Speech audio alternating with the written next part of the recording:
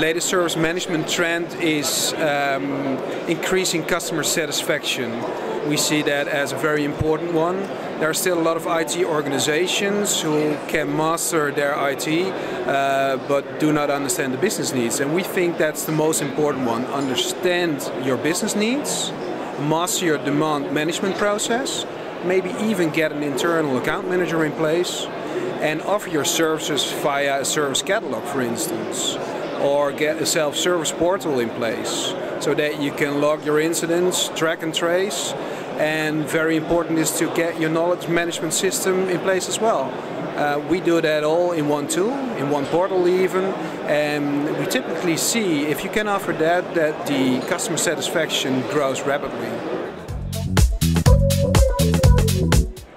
The latest trends for me within service management has especially to do with behavior, like the way that people need to act at the moment that you start to implement a tool in the organization, in the process, and quite often organizations forget to focus on that part.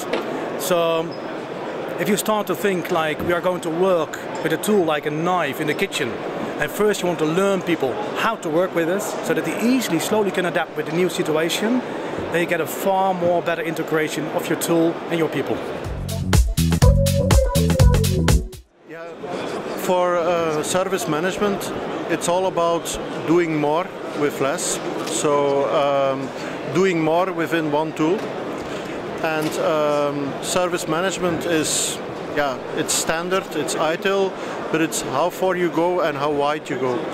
And it's more now about resource planning, capacity planning, having your resources under control, but also covering other processes outside the ITIL processes. And that's then project management, because it are the same people that have to work on projects, that have to work on the ITIL, even if you have pre-sales people or you have software developers, that they all can work in the same tool, because then they can work for any different trigger process, but with the same time registration, with the same resource planning, so that the company has a complete overview. And then another part that's playing is that it's more going from cost center to profit center.